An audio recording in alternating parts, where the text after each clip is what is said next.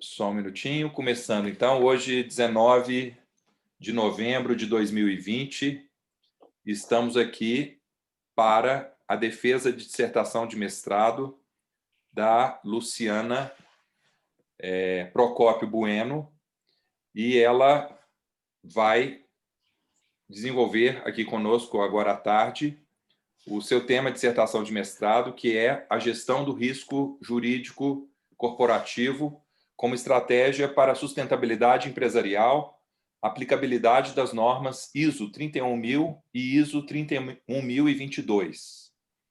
A banca é composta por mim, o Frederico de Andrade Gabriche, que sou orientador da Luciana, pelo professor convidado externo, professor doutor Elcio Nacur Rezende, que é da Faculdade Dom Helder, também pelo professor doutor Daniel Jardim Pardini, que apesar de ser da Universidade FUMEC há muitos anos, como eu, ele é do programa de administração e mestrado e doutorado da FACE, da Universidade FUMEC, e o professor doutor Paulo Márcio Reis Santos, que é do nosso programa de mestrado em Direito da Universidade FUMEC.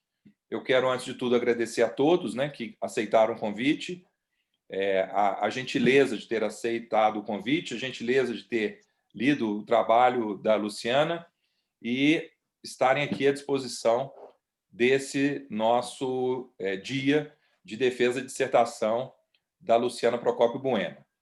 Seguindo as normas regimentais do nosso programa, eu vou passar a palavra, primeiramente, para a Luciana Procópio Bueno, para que ela, em até 20 minutos, faça uma exposição objetiva do seu trabalho, principalmente para que aquelas pessoas que não são os professores membros da banca tenham noção e conhecimento do seu trabalho, Luciana. Com a palavra. Ok, obrigada. Bom, boa tarde a todos. Primeiramente, eu gostaria de agradecer aos professores doutores que estão compondo a banca, que prontamente aceitaram o convite para participar hoje. Professor Elcio, professor Pardini, professor Paulo, muito obrigada. Eu tenho a convicção de que os senhores poderão contribuir muito para o aprimoramento do meu trabalho. Gostaria também de agradecer ao meu orientador, professor doutor Frederico Gabriche, pela dedicada orientação. Todas as suas críticas e provocações ampliaram as minhas perspectivas e contribuíram muito para engrandecer o meu trabalho. Eu gostaria também de agradecer a minha família, em especial meu marido e minha mãe, que, muito embora eles não consigam hoje assistir a apresentação, porque eles estão cuidando dos meus filhos, para eu poder vivenciar esse momento, eles são minha base, meus grandes incentivadores. Gostaria de agradecer também ao meu irmão que está aí assistindo, os meus amigos, meus colegas, doutor Saad, grande mestre, que tiraram um tempinho da sua rotina atribulada para participar desse momento tão importante para mim. E para não me alongar demais, gostaria também de agradecer à FUMEC, ao professor doutor Sérgio Zandona, que é o coordenador do programa, aos demais professores e colegas que contribuíram demais para a minha evolução enquanto mestranda, e também uma evolução profissional. E, como não poderia deixar de ser, agradecer a Claudinha, secretária do programa, por todo o apoio, dedicação e carinho. O título do meu trabalho é a gestão do risco jurídico corporativo como estratégia para a sustentabilidade empresarial, aplicabilidade das normas ISO 31000 e 31022. Considerando que as empresas elas são uma força socioeconômica com potencial de geração de riquezas e de desenvolvimento ao país, a forma como as empresas gerenciam seus riscos, ela pode representar uma diferenciação no mercado ou mesmo a sobrevivência das empresas. Isso, a forma como as empresas gerenciam, tradicionalmente, é caracterizada por uma gestão de danos. Então, a proposta do trabalho é justamente trazer uma visão diferenciada, em que o risco ele é visto como uma ameaça, mas também como uma oportunidade, de forma que ele tem uma capacidade para assegurar a viabilidade do negócio e também um diferencial competitivo. Trata-se, portanto, de um estudo que busca estabelecer resposta para o problema da necessidade de adoção de estratégias eficazes para a gestão do risco jurídico corporativo, que proporcionem, né, que propiciem o aprimoramento das relações jurídicas e, com isso, a diminuição dos conflitos e da sua judicialização, além de fomentar a concepção de soluções e alternativas ao negócio, a identificação de oportunidades e criação de valor para as partes interessadas, os stakeholders, contribuindo, assim, para o crescimento atrelado ao desenvolvimento sustentável da empresa no longo prazo. Nesse contexto, a pesquisa ela procura demonstrar que a implantação do framework estabelecido pelas normas técnicas internacionais ISO 31000 e ISO 31022, que tratam, respectivamente, da gestão dos riscos em geral e da gestão dos riscos legais, ele deve tornar-se uma parte indissociável do planejamento estratégico organizacional. Isso porque, ao propor um método científico e estruturado, com alicerce nas melhores práticas de gestão, de liderança e de eficiência, exaustivamente analisadas e testadas por grupos de especialistas de todo o mundo, com o objetivo de identificar, mensurar, analisar, avaliar e tratar eventos que podem causar impacto, que podem tornar incerta a realização dos objetivos organizacionais, essas normas técnicas internacionais, elas representam uma importante ferramenta estratégica para a preservação da atividade empresarial, que é um elemento determinante para o desenvolvimento socioeconômico nacional. As empresas, elas representam hoje, na atualidade, elas têm um papel muito importante no cenário econômico, social e político brasileiro, pelo fato de proporcionarem desenvolvimento e progresso, ao proverem, né, direta ou indiretamente, a subsistência de uma parcela significativa da população, além de serem responsáveis por um expressivo montante das receitas fiscais do Estado e pelo avanço da tecnologia e da inovação, tornando-se o centro da economia contemporânea. Assim, ao organizar os fatores de produção, capital, trabalho e matéria-prima para realizar uma determinada atividade, a empresa ela gera benefícios sociais ao se tornar uma fonte produtora de bens, serviços, empregos, tributos e renda. Exatamente por isso, a empresa ela desempenha uma óbvia função social e deve ser um objeto de interesse, a sua manutenção, a sua preservação de toda a coletividade. Todos os tipos de organizações, independentemente de seu porte ou segmento, estão sujeitas à influência de fatores externos e internos que podem comprometer a realização de seus objetivos organizacionais. A própria atividade empresarial, pela sua própria natureza, é uma atividade de risco. A questão fundamental, no entanto, do ponto de vista do risco, é que a empresa consiga identificar e mensurar os riscos de uma forma com uma análise qualitativa e quantitativa, para que, posteriormente, ela possa priorizá-los, controlá-los e gerenciá-los. Os riscos corporativos, então, eles podem ser definidos como a probabilidade da ocorrência de um evento que terá um impacto na realização dos objetivos organizacionais. E eles estão relacionados a 4 fatores principais, que seria a causa, que é o fator de risco, o evento, o impacto, que pode ser positivo, negativo ou ambos, e a probabilidade. Nessa perspectiva, se por um lado os riscos podem causar impactos sociais, econômicos, políticos, negativos, interferindo na dinâmica das relações sociais e empresariais, por outro lado, eles também podem representar uma oportunidade de acesso a novos mercados, de criação de valor. Então, tudo isso, essa análise positiva do risco é denominada de potencialização e exploração econômica do risco. Desse modo, a perspectiva de que o risco é algo que não deu certo, ela tem sido substituída por uma visão mais abrangente do risco, em que ele é considerado uma ameaça, um perigo, mas também uma oportunidade. Então, considerando essa visão dualista do risco, a gestão estratégica do risco, ela não diz respeito a se buscar ou evitar o risco, mas ela está muito mais relacionada a um equilíbrio entre essas duas escolhas, aproveitando e maximizando o risco quando, por meio de uma análise entre a probabilidade, o impacto e oportunidades, o lado positivo exceder ao negativo, E, da mesma forma, evitar, minimizar, compartilhar ou transferir o risco quando essa análise for o lado negativo excedente ao positivo, permitindo, dessa forma, uma exploração inteligente dos riscos.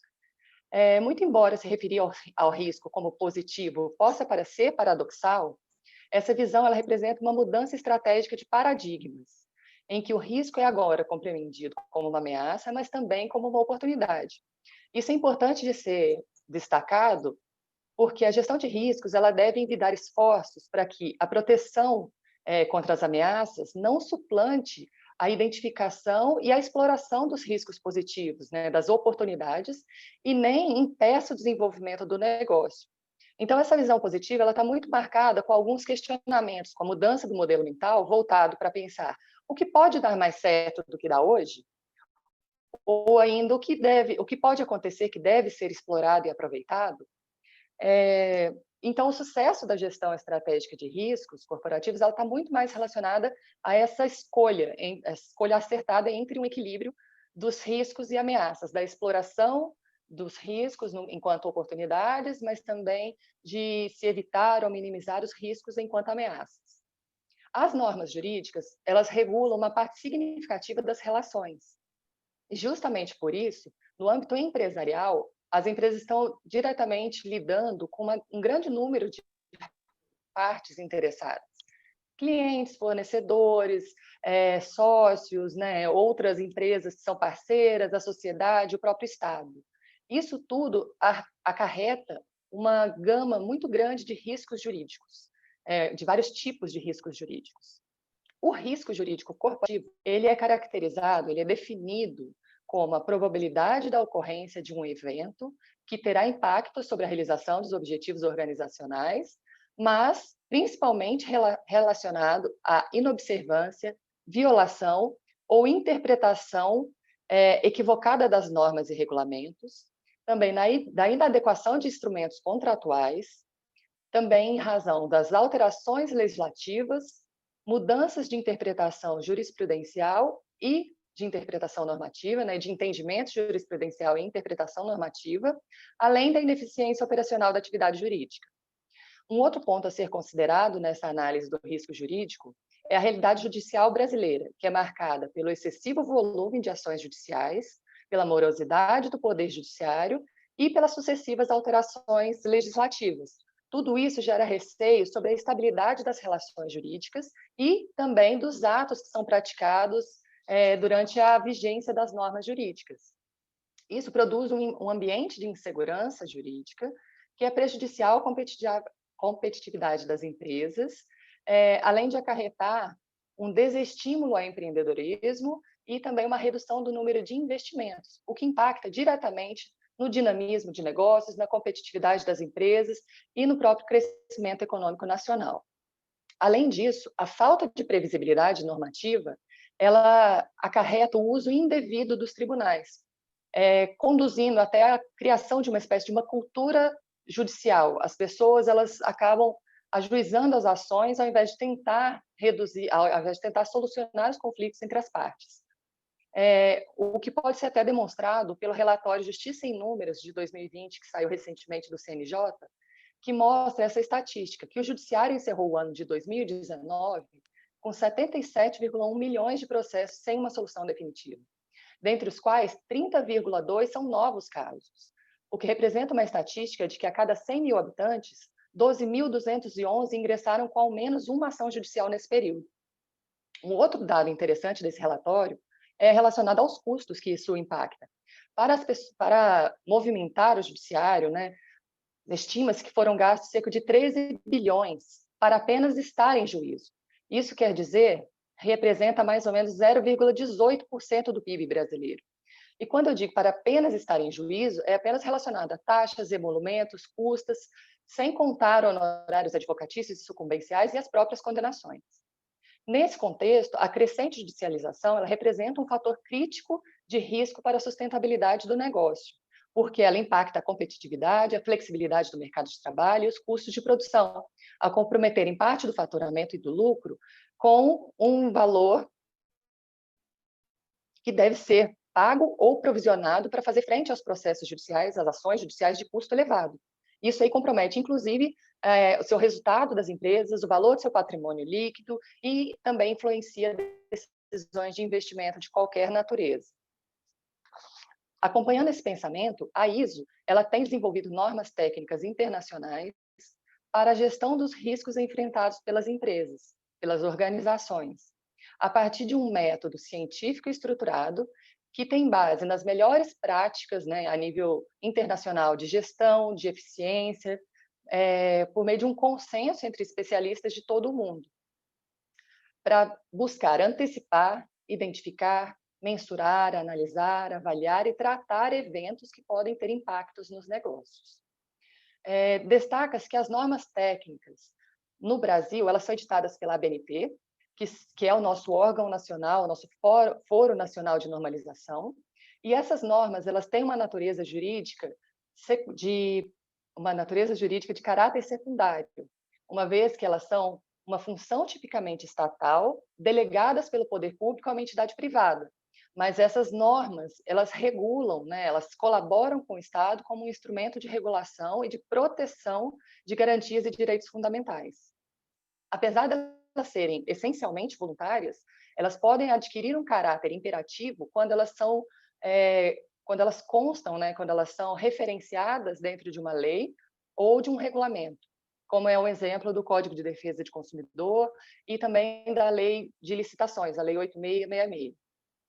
Então, com o objetivo de garantir a viabilidade, a sustentabilidade empresarial no longo prazo, além do sucesso empresarial, a ISO ela desenvolveu a norma técnica internacional ISO 31000, que trata da gestão dos riscos em geral, e posteriormente, publicada agora em maio de 2020, a ISO 31022, específica para a gestão dos riscos jurídicos. Essas normas são complementares, né? Na verdade, a ISO 31022, ela é complementar à ISO 31000, trazendo uma previsão mais abrangente, mais específica, mais consistente ao risco legal. É importante destacar que essas normas, esse framework estabelecido, ele não visa eliminar todos os riscos aos quais as empresas estão expostas, nem tampouco uma mitigação radical dos riscos. O que ela busca é a identificação e a mensuração desses riscos, para fornecer um alicerce consistente para a tomada de decisões empresarial. Isso tudo alinhado à estratégia e aos objetivos empresariais, de uma forma que garanta a sustentabilidade empresarial no longo prazo, a competitividade, diminua os riscos de prejuízo, fomente a possibilidade de encontrar novas oportunidades, acesso a novos mercados, um aumento de produtividade, de eficiência, de qualidade. Então, as normas ISO 31000 e 31022, elas constituem, portanto, uma importante estratégia para a preservação da atividade empresarial por meio da gestão eficaz do risco jurídico corporativo, viabilizando o desenvolvimento de ações para o seu aprimoramento, né, para o aprimoramento das relações jurídicas, diminuindo os conflitos e, consequentemente, a sua judicialização. Além disso, a visão do risco positivo trazida por essas normas, ela incentiva a identificação de oportunidades e criação de valor para as partes interessadas, transformando a gestão estratégica do risco jurídico em uma vantagem competitiva para o negócio. Eu finalizo aqui a minha exposição, né, objetiva e breve sobre o tema, e me coloco à disposição dos doutores para eventuais questionamentos e críticas. Muito bem, 16 minutos e 20 segundos de apresentação, Luciana. Seguindo o ritual, né? Nós vamos dar a palavra agora ao amigo, professor, doutor Elcio Naku Rezende, que é do programa de doutorado e mestrado em Direito da Faculdade Dom Helder Câmara, a quem passo a palavra. Boa tarde a todos. Estão me ouvindo bem, professor Frederico? Sim, ouvindo bem. Então, boa tarde a todos. Inicialmente, agradeço à Universidade FUMEC, na pessoa do professor Dr. Frederico de Andrade Gabiche, dileto amigo, uma pessoa que eu respeito muito, tanto profissionalmente, como professor, como consultor empresarial, e, sobretudo, pessoalmente, né? Uma pessoa que eu tive a oportunidade de conhecer há aproximadamente 10, 12 anos, e de lá para cá, sobretudo em tempos que a gente se abraçava, em tempos que a gente dava um forte aperto de mãos, eu passei a admirá-lo como uma pessoa muito bacana, uma pessoa agradável, uma pessoa inteligente. Então, aqui eu expresso de público, Fred, a minha gratidão a Deus por tê-lo conhecido e ter convivido com você, ainda que umas 4, 5, 6 vezes por ano, esse ano só virtualmente. Um abraço à professora Luísa e um abraço à Neném também. Externar também minha alegria de ter aqui, compartilhar essa banca com o professor Partini, com o professor Paulo Márcio. É uma alegria para mim tê-los como colegas de banca. Vamos ao trabalho, Luciana? Vamos lá. Então, vamos fazer assim, Luciana. Eu vou falando, você vai anotando aí. Pode ser, professor Frederico? E quando eu acabar de falar, daqui uns 20 Já estou a postos. Isso. Quando eu acabar de falar, você responde o que você quiser responder. Mas desde já, Luciana, eu te tranquilizo que eu não vou te dar nota. Eu não dou nota quando eu sou membro externo. Com a pandemia, professor Frederico, eu estou sendo muito convidado para a banca fora de Minas Gerais, né? Porque eu acho que daqui para frente, todas as bancas de mestrado e doutorado no Brasil, com ou sem pandemia, vão ser nesse formato. Estou desconfiado disso, viu? E aí as pessoas fora de Minas Gerais começam a convidar mais a gente, né? Porque não tem que pagar passagem aérea e hotel. Então, esse mês eu acho que eu já fiz Rio Grande do Sul, fiz Paraíba, enfim. Já viajei o Brasil inteiro pela web. E eu sempre falo, Luciano, eu acho que o professor externo não foi muito convidado para dar nota, não. Você tem uma história na FUMEC, uma história de 1 ano, 1 ano e meio, 2 anos. Então, quem está mais capacidade para te dar nota é o professor Paulo Márcio, o professor Frederico, o professor Pardini, que vai te dar uma nota pela sua trajetória aí, tá? O que eu venho aqui fazer hoje é contribuir, né? Alguém que está mais tempo que você na academia, alguém que tem mais idade que você, pouca coisa, diga-se de passagem, mas muito mais no sentido de contribuir para um eventual doutorado, eventual publicação, que sua dissertação vire um livro. Tá bom, Luciano? Então, vamos começar. Ótimo. Então, eu vou fazer comentários, vou fazer perguntas, vou fazer críticas, vou fazer elogios, e depois você responde as perguntas se você quiser. Tá bom? Primeiramente, excelente tema. Okay. Eu sou formado em administração. Eu graduei em administração em 1994. Minha mulher é graduada e mestre em administração. Eu venho, embora seja servidor público, né, eu sou procurador da Fazenda Nacional, eu venho da iniciativa privada. E, por coincidência, eu venho da Fiat. Venho de Fiat, eu venho de BMG, eu venho de Magnecon, eu venho do mundo corporativo, né? E depois, talvez por destino de vida, por vocação, por algumas coisas que aconteceram nas minhas carreiras profissionais, eu optei pelo serviço público. Sou servidor público há 25 anos, né? Fui defensor, sou procurador, enfim, fui militar e tal. Então, eu gosto muito de ler sobre administração, até porque a minha mulher fez mestrado em administração, né? E a gente vem do mundo corporativo. Então, é um excelente tema, e eu gosto muito que o Frederico me chame para as bancas dele, porque eu deixo o direito de lado. O direito é muito chato, né, Frederico? Então, é bom que eu deixe um pouquinho o direito de lado e volto a estudar administração, que, para mim, junto com economia... Hoje eu estudo muito mais economia que direito, Frederico. Me diverte mais ler sobre economia do que ler sobre o direito. Então, me diverte mais, né? É um tema muito bom, é um tema muito atual. E agora vem a primeira pergunta. Lá, quando eu estudei administração, há quase 30 anos, estudei no sentido formal, tinha e continua a ter, no direito também tem, mas na administração isso é mais notável, palavras da moda. Então, por exemplo, quando eu fiz faculdade há 30 anos, Luciana, era qualidade total, qualidade total, qualidade... Ninguém aguentava mais falar de qualidade total. E junto da qualidade total, vinham essas ferramentas de qualidade total, a maioria importada do Japão, né? Entre as quais a ISO veio depois, né? Então, a primeira pergunta é, essa história de ISO não é coisa muito boa para japonês, não? Ou seja, você fazer normas para todas as empresas do mundo inteiro. Empresa de 2 empregados, empresa... Quando eu trabalhei na Fiat, tinha 21 mil, não sei quantos tem hoje, não, mas eu trabalhei com 21 mil empregados lá na Fiat. Isso não é coisa para a Fiat, não? É a primeira pergunta. Isso não é modismo, não? Isso não vale para pequenas, médias e grandes corporações? Ou isso é coisa de grandes corporações? Isso vale para o Brasil, Luciana? Para esse nosso país tão avacalhado, tão informal? Enfim, eu fico pensando sobre isso. Não deveríamos adaptar essas normas de ISO para as realidades das organizações, de acordo com o país, de acordo com o tamanho, de acordo com o faturamento, de acordo com a série de né, particularidades que as empresas têm. Muito bem. E aqui eu vou te pedir um favor. Eu quero que você me mande um e-mail depois com uma empresa certificadora. Um amigo meu me pediu para indicar uma empresa certificadora de 9 mil. Depois você me manda um e-mail se você conhecer alguma, que estou precisando de uma certificadora. Pode Uma deixar. coisa que... Está anotando aí? Está muito rápido. Não, pode falar. Pode ir nessa velocidade? Pode continuar. Então, tá bom. Uma coisa que você escreveu e falou, e aqui eu vou fazer uma observação, e também a título de desabafo.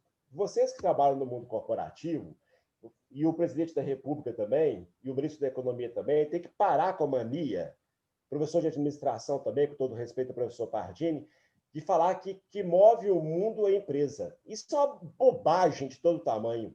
O que move o mundo são as empresas éticas corretas, são os empregados éticos corretos que obedecem aos patrões, são os servidores públicos trabalhadores que trabalham 8 horas por dia, chega na hora, vai embora na hora, cumpre a obrigação. O que move o mundo são os advogados autônomos, médicos, dentistas. O que move o mundo são os garis, são os astronautas. Para com a mania, né, que as pessoas têm que falar, o que move o mundo são as empresas. Está errado, isso é bobagem. É uma série de profissões de gente correta, honesta, trabalhadora, cumpridora dos seus deveres que move o mundo, né? Você não falou isso expressamente na sua fala, porque você é uma pessoa muito elegante, já deu para perceber, né? Mas a interpretação da minha oitiva, quando você estava falando e ao ler seu trabalho, é mais uma, igual o presidente da República ou o ministro da Economia, que acha que o que move o mundo é a empresa. Isso é, com todo respeito, uma visão pequena, para não falar outra coisa, do mundo. E eu não tenho nenhum trauma de empresa, não, tá? Uma pergunta, esse Adalto Duarte, eu fui estagiário dele, manda um abraço para ele, que eu fui estagiário do Adalto em 1994. Provavelmente ele não vai lembrar de mim, que eu tinha cabelo na época, né? Eu tenho 26 anos, mas talvez ele lembre. Eu encontrei com ele num voo outro dia é um ano, né? Quando a gente voava, indo para São Paulo, e ele me cumprimentou antes de eu cumprimentá-lo, então sinal que eu não mudei muito, ele também não. Pode falar com ele, se você trabalhar diretamente com ele, que ele já, há 26 anos atrás, eu tinha 21, ele devia ter 25, mais ou menos, ele deve ser uns 4 anos mais velho do que eu tenho 48 hoje, depois se você quiser falar a idade dele, ele já era brilhante, né? Então, quando eu vi o nome dele, falei, o que está fazendo da vida hoje? Lancei no Google e hoje ele é diretor da Fiat, não é isso? Depois você me responde. Não, Depois você me responde tudo, que a gente vai melhor assim. Então, manda um abraço para o Adalto lá, fala que eu fui estagiário dele, e sou grato ao aprendizado da Fiat. Fui para a Fiat no meu último ano de graduação, eu participei de um processo seletivo muito rigoroso para entrar na Fiat, e entramos 10 estagiários trainees. Naquela época não existia muita figura do trainee, não, mas eu entrei, já faltava 20 dias para formar, e fiquei lá 8 meses, no dia 30 de dezembro demitiram os 10. Foi um momento, falei assim, eu acho que o serviço público é uma boa, viu? Mas nesses 10 meses que eu fiquei na Fiat, investiram uma fortuna em mim, né? Me mandavam para São Paulo, me deram um carro, eu com 22 anos tinha um carro da Fiat, olha só que bacana. Enfim, investiram muito dinheiro em mim, mas no dia 30 de dezembro rescindiram o contrato dos 10 que haviam contratado no mês de formatura. Eu falei, eu acho que vou para o serviço público, lá não tem demissão. Vamos continuar. Na página 9, 1, 2, 3, quinto parágrafo. Página 9, quinto parágrafo. Você escreve assim. Exige-se, portanto, em primeiro lugar, a imposição de uma visão estratégica do direito nas empresas. E aqui eu faço um elogio a você. Eu tenho um grande amigo, advogado de empresa interno, corporativo. Ele foi diretor já de jurídico de grande empresa. E ele fala uma coisa que você falou aqui, que apenas um elogio a você. Que o bom advogado corporativo, o bom advogado que trabalha dentro da empresa, Luciana, é o cara do sim, não o cara do não. O que ele quer dizer? Que nós, advogados, eu sou advogado, tá? É muito mais fácil para um procurador da Fazenda virar para o ministro Paulo Guedes e falar assim, não, não pode, não, não pode, não, não pode. É muito mais fácil para o advogado tirar da União virar para o presidente Bolsonaro e falar, não, não pode, do que falar sim, pode. Então, o bom advogado, professor Frederico, corporativo, eu tenho certeza que você sabe disso, professor Pardini, professor Paulo Bastos, assim, sim, pode, desde que você observe tal alternativa. Então, aqui eu fiz um elogio a você, que você escreveu isso na sua dissertação, e eu lembrei na hora do meu amigo, Ele teve muito sucesso, ele é diretor, ele tem um salário lá, de R$100.000 por mês. E ele fala muito isso, Elcio, eu dei certo por 2 motivos. Primeiro, que eu falo inglês fluentemente. Isso não é comum no mundo jurídico de quem tem 50 anos de idade, né?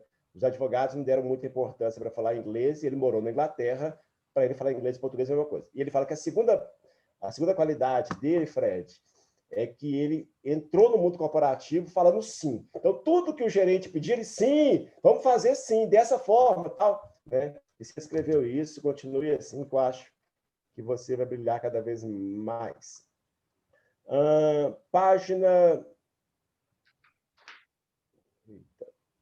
Página 12, no título, capítulo 2, a empresa como fator de promoção e desenvolvimento socioeconômico. Com a pergunta, Luciana. As empresas, Luciana, realmente foram criadas para fins sociais? Empresa não foi feita para ganhar dinheiro, não. Eu acho uma bobagem também, e eu vejo muito isso na televisão, Frederico. Agora, nessa pandemia, eu fiquei mais tempo à toa, né? E eu comecei a trabalhar com home broker. Comprei lá, baixei o home broker no celular, comecei a comprar e vender ações, né? Logicamente, perdendo mais dinheiro do que ganhando. Mas quando eu comprei ações do Bradesco, por exemplo, comprei e já vendi, e no mesmo dia que eu comprei, eu vi uma propaganda do Bradesco à noite na televisão, no intervalo do jornal, gostando de uma instituição altruísta, gostando de instituição filantrópica.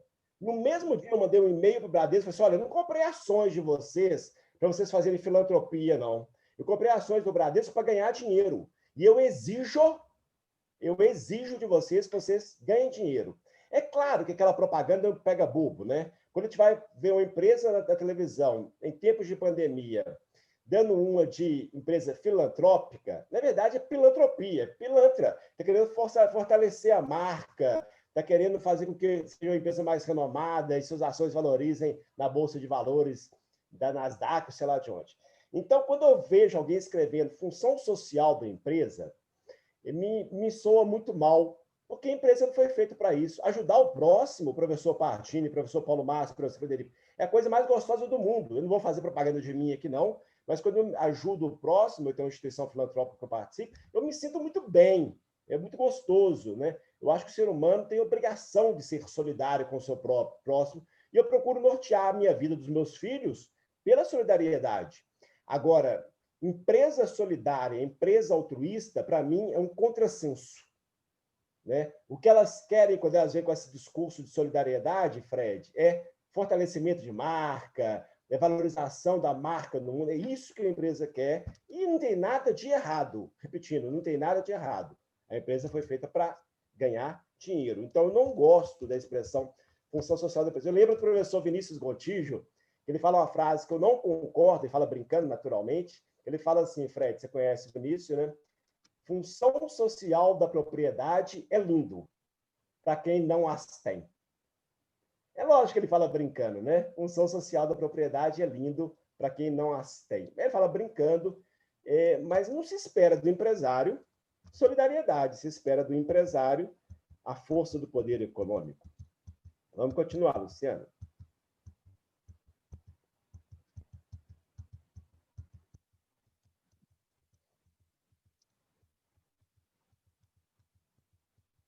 Página 27. Quarto parágrafo. Você escreve assim: é inegável que a tecnologia, a internet e as redes sociais são realidades do cotidiano da sociedade do mundo contemporâneo e vem mudando a forma como as pessoas se relacionam, consomem, trabalham e aprendem, o que propicia o surgimento de novas profissões e modelos de trabalho, além de alterar o próprio cenário político, tornando-se uma plataforma de elevado alcance e influência. Certíssimo, concordo plenamente. A minha pergunta é, e daí? Isso vai mudar? Esse destino que a pandemia nos trouxe de virtualizar as relações econômicas, virtualizar as relações humanas, perdão, isso vai mudar? Qual que é a intenção desse parágrafo, né? Isso é prejudicial, Luciana? Isso é negativo? Isso é positivo? Ou não existe esse maniqueísmo do positivo e negativo? É simplesmente uma realidade socioeconômica mundial. Página 28, um elogio, primeiro parágrafo. Você escreveu: salienta-se que os dados supramencionados expressam a realidade anterior à pandemia do Covid-19. Então, muito bom você escrever uma dissertação tão atual, com a ISO novinha, com as questões que a pandemia nos trouxe no mundo econômico. Está muito rápido, Luciana? Não, pode seguir. Página 32, último parágrafo, é apenas um elogio. Você escreveu aí a dualidade do risco estabelecida pelas probabilidades. Você escreveu um diagrama aí, muito interessante, gostei muito, é apenas um elogio. Escreve uma frase aí, depois se você quiser comentar. Como eu te falei, eu gosto de ler sobre economia, e lá em teoria econômica, lá no primeiro período da faculdade de economia, aprende-se uma regrinha, que lucro é a remuneração pelo risco. Então, no mundo empresarial, o professor Pardini pode depois comentar sobre isso, existe uma equação do sucesso do mundo empresarial, que é reduzir risco e majorar lucro. É claro que é uma equação de difícil solução, né? Em teoria econômica, a gente aprende isso, né? O ideal no mundo empresarial é minorar risco e majorar lucro, mas é uma antinomia. A regra é que quanto maior o risco o empresário corre, maiores resultados ele vai ter, quer positivos, quer negativos.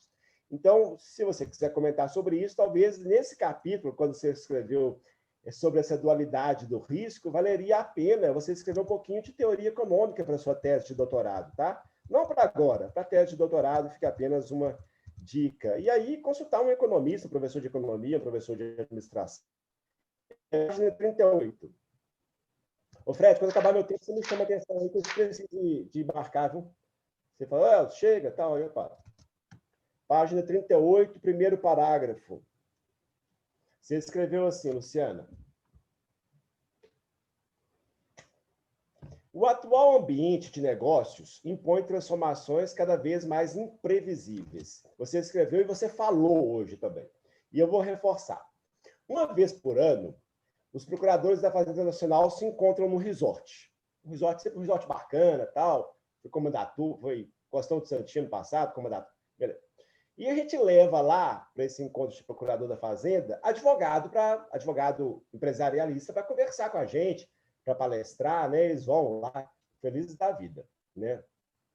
E todo ano, uma empresa de cigarro, não é a Souza Cruz, não, é outra, uma empresa de produtora de tabaco, ela fala que o grande problema que ela enfrenta foi o que você falou hoje, que é a insegurança jurídica.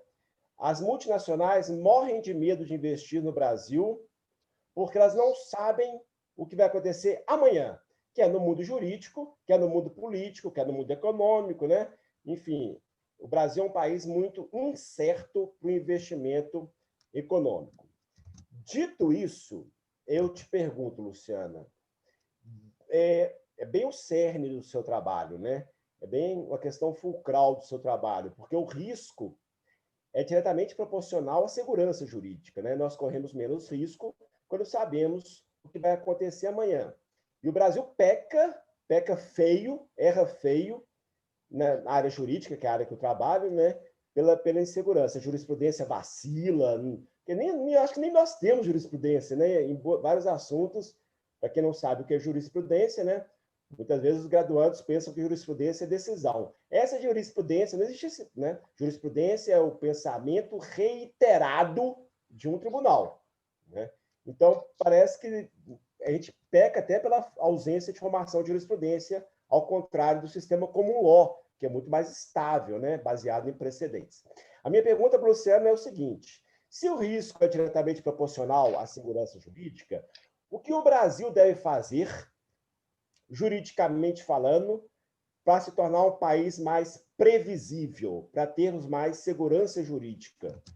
Algumas dicas da professora Luciana, né?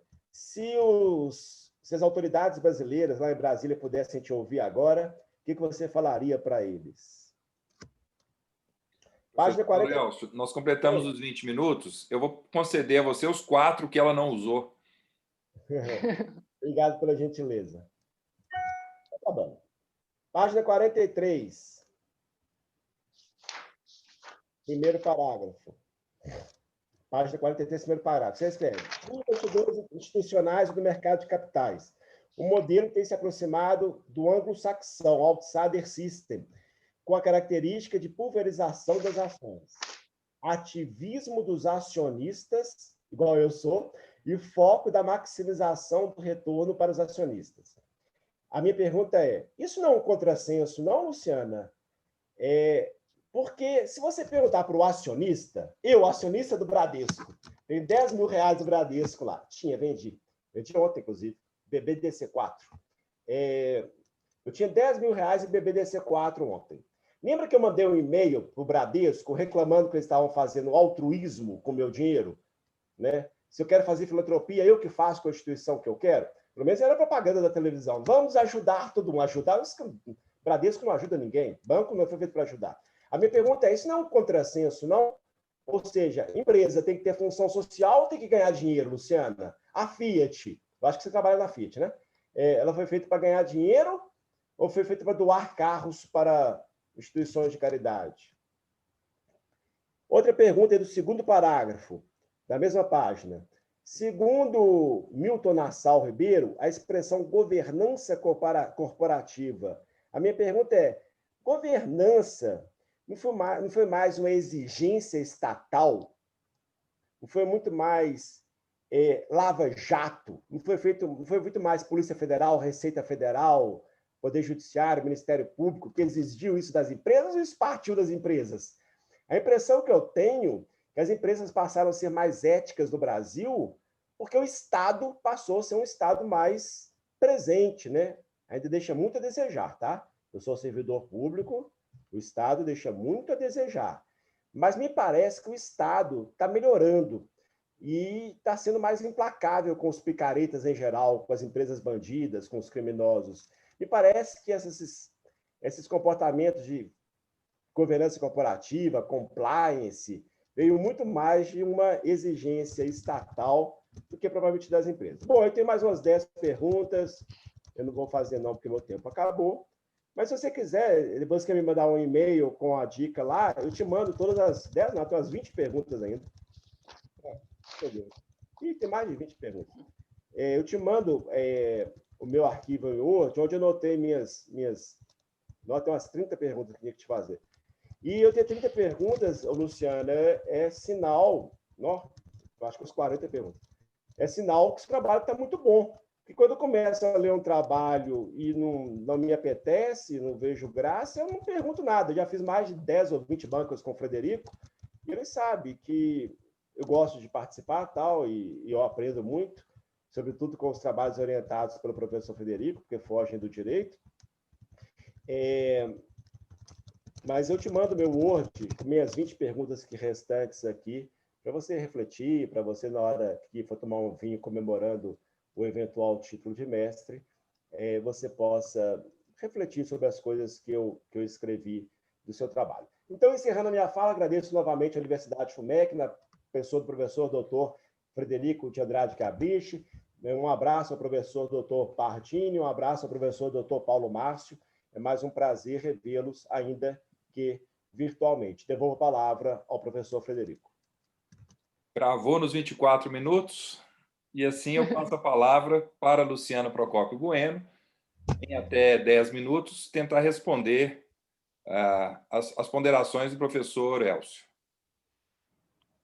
Ok, obrigada. Bom, primeiro agradecer ao professor Elcio. Com certeza esses questionamentos ampliam, né, o estudo, ampliam a busca da solução que me incomoda, sempre me incomodou esse tema da gestão do risco jurídico e que me levou a escrever sobre ele. Então, muito obrigada, com certeza isso vai contribuir para aprimorar o meu trabalho. Bom, vou tentar responder todas aqui, se faltar alguma, você, por favor, ao final, me relembre. Primeiro, a pergunta a respeito das palavras da moda, né, se ISO é aplicável ou não a todas as empresas, especialmente no Brasil, que, né, a gente tem uma diversidade muito grande. Bom, é o seguinte, a ISO, especialmente nessas normas que são específicas para a gestão de riscos jurídicos, elas estabelecem realmente um framework genérico, elas estabelecem um procedimento genérico, que seria aplicável a todo tipo de empresa e a todo tipo de risco. Por isso mesmo, ela estabelece assim procedimentos diretrizes, né, umas recomendações. Ela não é uma norma certificável, como é, por exemplo, a norma ISO 9001, que é a de qualidade. Então, ela é uma norma de diretrizes, ela é uma norma de recomendações. E por que eu considero que essa norma é relevante e as empresas têm que começar a pensar sobre ela? Inclusive, é um ponto que a ISO 31022 ela é muito recente, ela é de maio. A 31000, a primeira edição foi de 2009, ela foi revisada em 2018, e eu acho ela bastante relevante, justamente porque a gestão ela deve ser um pouco mais profissionalizada, digamos assim. E a ISO ela traz exatamente um procedimento estruturado, consistente, para que se identifique os riscos, para que se analise, avalie e traga uma solução, né, uma alternativa ao negócio. É claro que uma pequena empresa, muitas vezes, ela não tem nem estrutura de mão de obra para poder criar essa estrutura, mas ela não precisa usar todo o procedimento. Ela pode, inclusive, usar partes do procedimento adequados ao seu tipo de atividade, à sua realidade, mas, de qualquer forma, ter um alicerce consistente, né, uma estrutura, um procedimento científico e embasado, facilita, inclusive, para as pequenas empresas, que não têm um especialista, um advogado interno, muitas vezes, para poder realizar essa gestão, que fica a cargo de um escritório terceirizado, que, em grande parte das vezes, foca simplesmente no problema, no dano. Então, não faz essa análise anterior à causa, ao risco, às consequências, acaba realmente só fazendo uma gestão de processos. Então, eu vejo como um processo muito importante, razoável, a implantação das ISO. E eu não vejo simplesmente como uma moda, até porque grande parte das empresas ainda não entrou, de fato, na ISO 31000. A não ser algumas de saúde, que geralmente, como, por exemplo, hospitais, e também o poder público, que já tem inserido em diversas normas, como, por exemplo, a lei das estatais e o decreto de governança, que tem implantado, que tem colocado como uma necessidade a implantação de processos de controle interno, de governança e de gestão de riscos. O e-mail da certificadora, posteriormente, pode deixar que eu envio. Com relação ao segundo questionamento, com relação àquela questão do mover o mundo, a empresa mover o mundo, não é bem esse o contexto do que eu quis dizer no trabalho. Quando eu falo que a empresa ela é o centro da economia contemporânea, é pela representatividade de geração de empregos, de geração de renda, de tributos, então por toda a força realmente que a empresa tem no cenário socioeconômico e político. Não que ela seja a única que move o mundo. É claro que o mundo é movido por pessoas e por diversos outros entes da sociedade, mas a empresa ela é uma referência, ela é uma força normativa muito grande que não pode ser ignorada.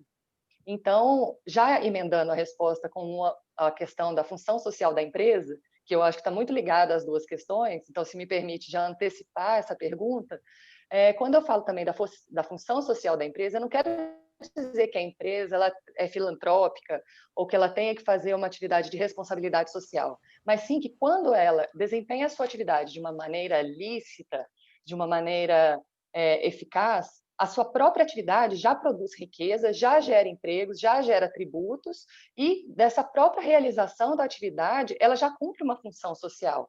Então, não que ela tenha que fazer outras atividades, outras ações de responsabilidade social, mas a sua função social, ela reside exatamente numa atuação da empresa perante a sociedade, de uma forma lícita, né, até como politicamente correta, ecologicamente sustentável. Isso é a forma dela ser um fator determinante para o progresso e desenvolvimento socioeconômico e político brasileiro. Deixa eu ver uma outra pergunta. Se a empresa foi criada para fins sociais, então, acho que eu já respondi junto, que não, ela almeja lucro, deve sim perseguir o lucro, mas que da própria execução da sua atividade, ela acaba por trazer bens sociais, né? Ela acaba por representar uma força socioeconômica que tem interesse de toda a coletividade na sua preservação. Deixa eu ver o que mais. Com relação ao destino da pandemia, né? Se ela vai, como é que vai ficar a questão?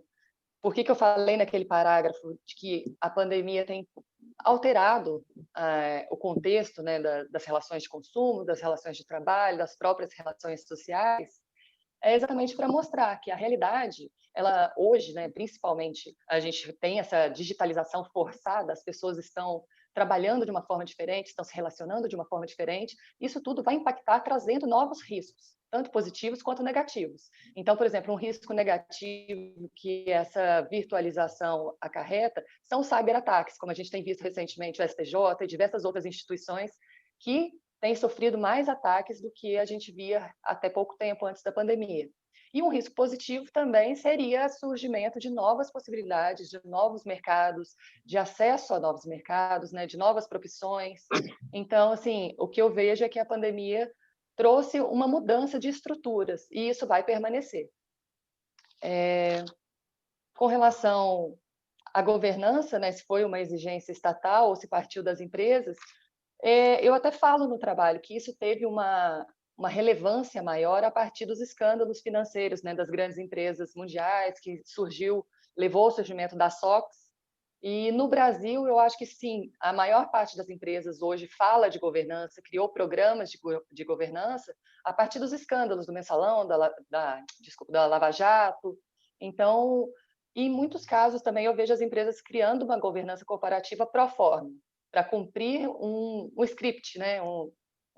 Atender um anseio da sociedade e não utilizando realmente para os fins que a governança corporativa, que o controle interno e que a gestão de riscos poderia trazer, os benefícios que essas estruturas dentro de uma empresa acarretam para a empresa, né? Assim, para a organização como um todo. Então, eu concordo com o seu pensamento de que a governança, muitas vezes, ela vira uma exigência estatal e um anseio da sociedade, e não necessariamente uma criação empresarial pela necessidade mesmo da estrutura organizacional. Com relação ao lucro, né, a remuneração pelo risco, uma equação do sucesso, reduzir o risco e majorar o lucro, quando eu vim construindo a ideia, eu até coloco que o lucro, que a questão do risco, ele está sempre associado à recompensa. E o lucro seria exatamente essa análise da recompensa. Então, desde os primórdios da civilização, a civilização ela busca exatamente esse equilíbrio. Você vê o homem pré-histórico que saía em busca de um alimento, ao mesmo tempo, ele tinha um risco das intempéries, né, das questões climáticas e de animais selvagens, mas também, se ele não saísse, ele morria de fome.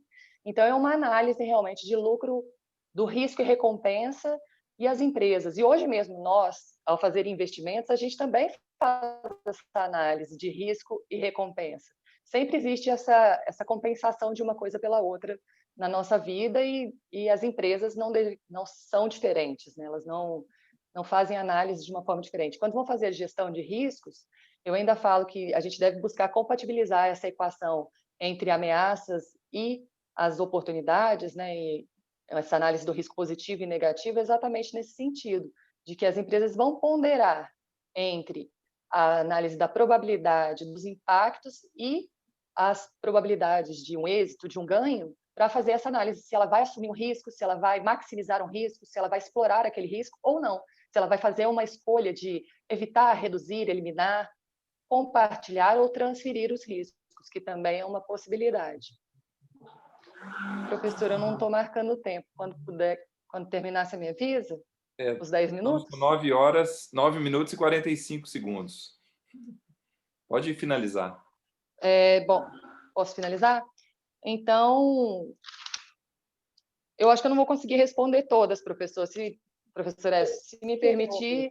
Dá licença, só me responde, você trabalha na Fiat, trabalha com Adalto, isso? Só por curiosidade. Eu trabalhei na Fiat, atualmente eu não trabalho, e nem o Adalto. O Adalto hoje é diretor na FENABAN. O que é isso? Febraban Banco? Oi, acho que picou um pouco. Vocês estão me ouvindo? Isso, na FENABAN. Banco? Da FENABAN. O que é FENABAN? Federação Nacional de Bancos? Federação Nacional dos Bancos. Ah, legal. Ele saiu do automobilismo e foi para o financeiro. Exatamente. Estou satisfeito, professor Frederico. Obrigado, Luciana. Luciana, meus sinceros parabéns pelo seu trabalho, um trabalho excelente, e, por consequência, parabéns ao seu professor orientador. Devolvo a palavra ao professor Frederico. Ok. Sendo assim, eu vou passar a palavra ao também amigo, professor doutor Daniel Jardim Pardini, que é do programa de doutorado e mestrado em administração da Universidade FUMEC. Professor Pardini, o seu tempo de 20 minutos à sua disposição. Muito obrigado, professor Frederico Gabrishi. Obrigado, Luciana, pelo convite. Prazer estar aqui nessa banca hoje, aqui do programa, né, de mestrado de Direito da Universidade FUMEC. Aqui junto com o professor Elcio Rezende, ter ouvido aí as explanações muito interessantes sobre o tema, e também do meu colega Paulo Márcio, professor Paulo Márcio, prazer imenso revê-lo, né? Bem, eu, como o professor Gabriel falou, eu sou do programa de doutorado e mestrado em administração. Eu tenho um interesse muito grande nessa interdisciplinaridade que existe entre o direito e a administração. Por isso, eu agradeço novamente ao professor Gabriel por essa oportunidade. Tem feito isso muito lá no programa, né, trazido juízes, pessoal do direito, de outros programas também, para a gente discutir essa necessidade dessa interação maior entre a gestão e o direito, né? Eu acho que a dissertação da Luciana vai de encontro a isso, e estou muito feliz de estar aqui, né? E vou fazer alguns comentários, porque é interessante, já participei de algumas bancas de direito na UFMG, eu gosto muito da hermenêutica, uso ela muito como método lá no doutorado, e a gente aborda esse tema bastante, né, dessa subjetividade da doutrina que tem no direito. E a minha área, ela muitas vezes, há algum choque em termos metodológicos, porque eu sou das ciências sociais aplicadas. Então, muitas vezes, Luciana, eu lendo o seu trabalho, eu ficava imaginando como é que seria a aplicabilidade do que você nos traz, né? E os meus comentários vão ir muito nessa direção, né? Primeiramente, é um tema muito relevante, o senhor Elcio já colocou isso aqui.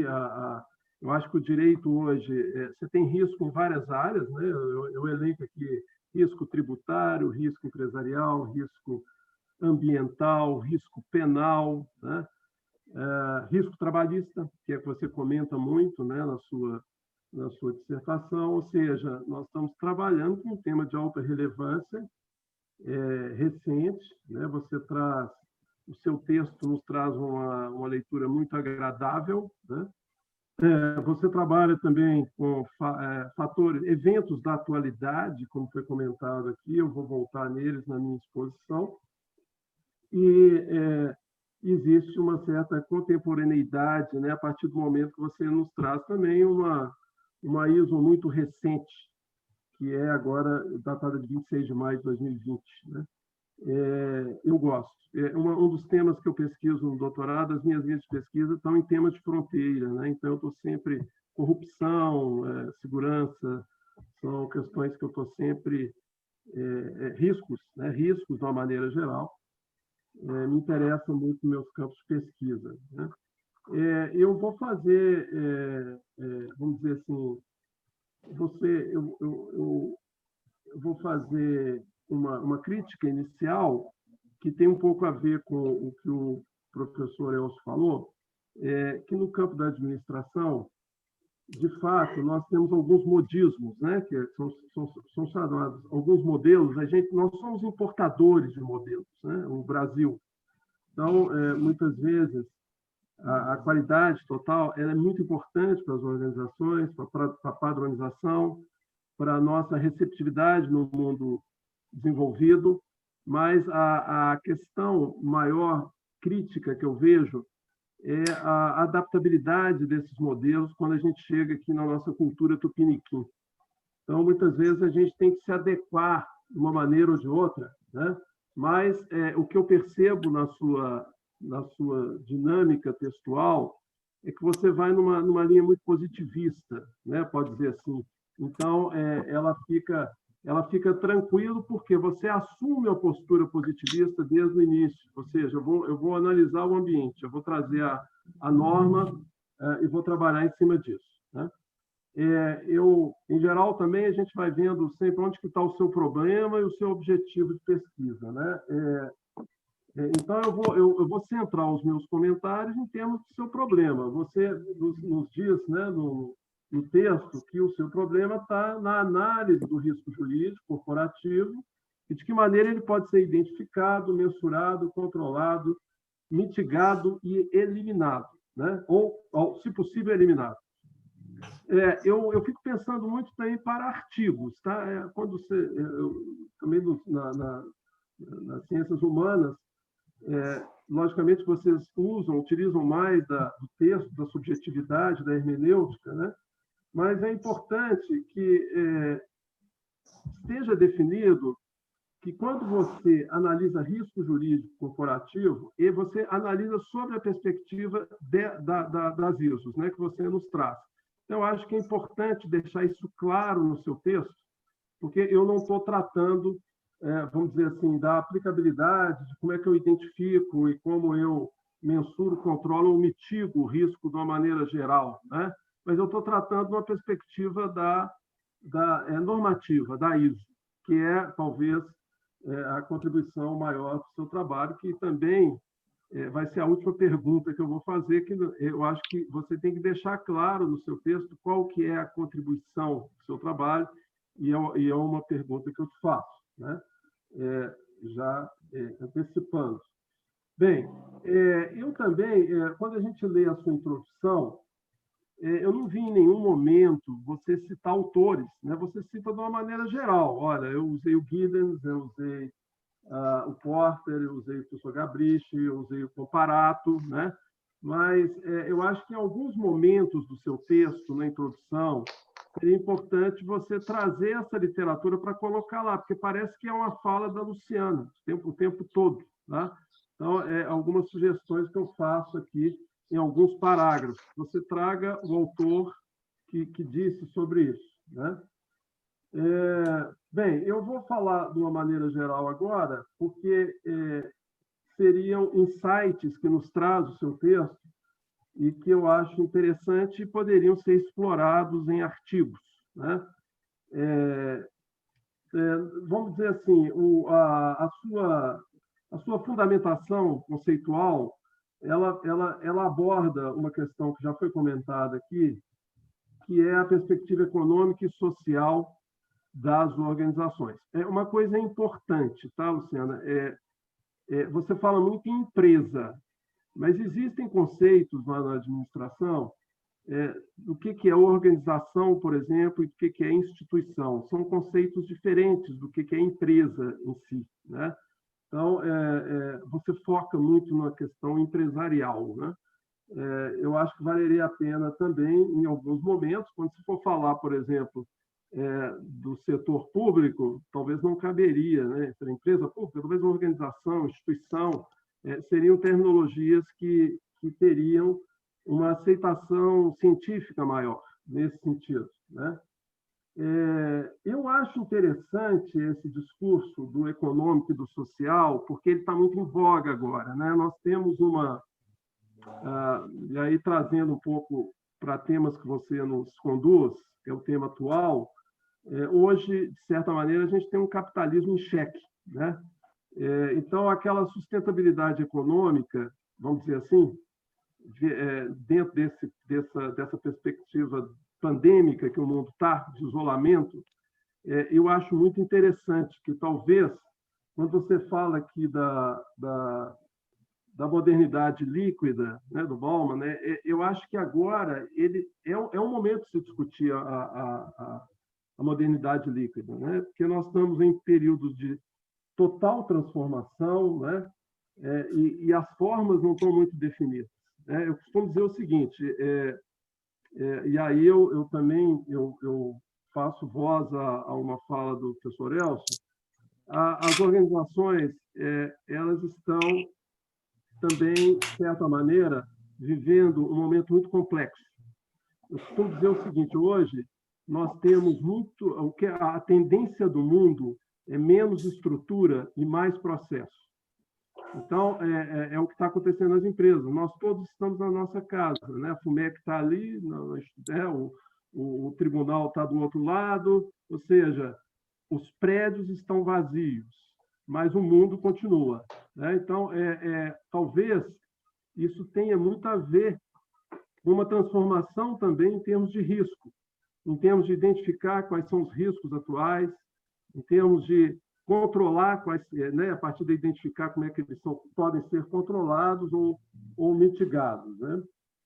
Então, eu acho que valeria a pena abarcar mais esses temas e vocês trazerem mais a realidade sobre eu digo pensando em artigos relacionados à sua dissertação. Achei muito interessante também a etimologia, né, da palavra risco. Acho que é importante porque e a questão do ousar, né? Eu não sei, vocês falam muito na dualidade, né? Mas de vez em quando eu percebi que existe também uma relação muito bionívoca entre o que o risco traz em termos de ameaça e oportunidade. No momento ele é uma ameaça, mas ao mesmo tempo ele gera uma oportunidade e talvez o risco ele é mensurado em duas dimensões diferentes, né? Então, eu acho que também caberia um aprofundamento maior nessa relação entre ambiência, ameaça, oportunidade, o tipo de risco e monitoramento que você pode ter em relação a isso aí, né? Bem, caminhando um pouco mais, achando que eu vou ser mais... Não vou tentar não perder meu tempo, viu, professor Elcio? Que aí eu vou até o final. Eu achei interessante quando você traz risco e governança, né?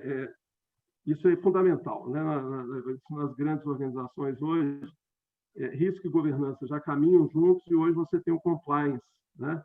E aí talvez venha esse outro pilar, essa outra dimensão que é a sustentabilidade, é tudo junto. Eu acho que uma coisa não funciona sem a outra, né?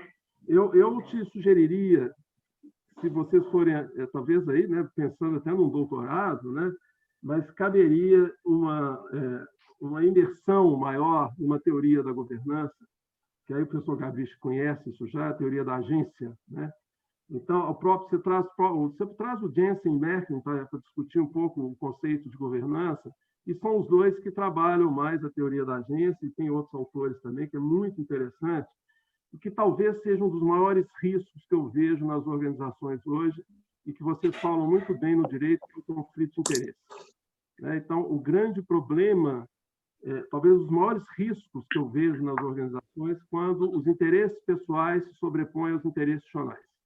É muito difícil você ter uma pessoa que seja institucional por natureza. Então, a governança, ela traz isso aí. Eu acho que eu fico pensando, né, uma identificação desses riscos numa organização e o quanto os custos da agência representam nesse contexto, é muito interessante também. Está vendo que a sua dissertação dá alguns insights muito interessantes, né? E aí você vem e aborda a questão do risco na área pública. Poxa, eu acho que aí... E aí a lei das estatais, eu orientei algumas dissertações em relação à lei das estatais, ela veio exatamente para diminuir o risco, porque o risco era muito latente. Se a gente for ver o caso Petrobras, a gente não imaginava o risco que a gente estava correndo, né, quando aconteceu tudo aquilo dentro dessa empresa, né? E aí a lei, talvez, essa relação que existe, né, que você comenta entre a ambiência, o que está acontecendo a teoria institucional ajuda muito nisso aí, né, e o que o risco pode ajudar em relação a essa ameaça externa, né? E eu acho que se você for abordar isso no contexto público, eu acho que valeu a pena trazer esse insight da lei das estatais, né? Você fala também o tempo todo, e está no seu título, a questão da sustentabilidade empresarial. Ela não aparece, tá? O que acontece? Se você for ver a lógica do seu texto, eu estou seguindo a lógica, né? De repente, você vai para a ISO, e depois a ISO de risco, e depois a ISO de risco jurídico, mas ficou faltando esse gancho, né? Até que ponto? Então, eu sugeriria no modelo final ali você fazer um gancho com essa sustentabilidade empresarial. Escrever um pouco como que o risco jurídico ele pode dar essa sustentabilidade, né? Isso é impressionante. Eu tive até recentemente lá na curadoria da FUMEC, uma coisa que a gente percebe, eu estando na instituição, eu consigo ver isso, né? Ainda mais, e é uma pergunta que eu vou te fazer mais no final, muitas vezes os riscos jurídicos são de tantas variáveis, são tão diversos, né? Que muitas vezes o seu trabalho ajudaria a fazer esse mapeamento dos riscos. E não está acontecendo só na nossa instituição, está acontecendo em todas as organizações brasileiras, né? Muito por uma característica peculiar que você fala da nossa judicialização. Só que aí eu senti falta, talvez, de você abordar bem. Eu tenho risco tributário, eu tenho risco trabalhista, eu tenho risco empresarial. Essa tipologia, talvez, ajudaria a também, eu estou falando aqui tudo em termos de dicas para artigos, né? A adequar um pouco a metodologia que você nos traz, né? E aí eu entraria também e aí já ficaria mais duas perguntas, que são o seguinte. Primeiro, existe uma relação entre a natureza da organização? Eu estou falando aqui de empresas privadas, empresas públicas, empresas do terceiro setor, né? Com essa questão que é o seu problema, o seu objetivo de identificação, monitoramento, controle e mitigação de risco? Bem, eu vejo isso porque é complexo, né? Então, eu não consideraria, por isso que o problema quando a gente vem com um modelo já pronto, generalizado, né? Na hora que a gente vai aplicar isso, você vai ter essa complexidade aí que pode acontecer. E uma outra estaria relacionada à própria questão que você comenta, que eu não sei se ela teria que ser testada, né? Que se a estrutura da organização, ela de fato teria a ver com essa identificação, essa tipificação de risco, né?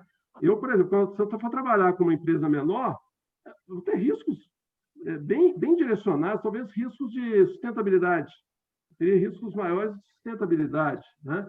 Então, a estrutura também não seria uma variável importante a ser considerada, né?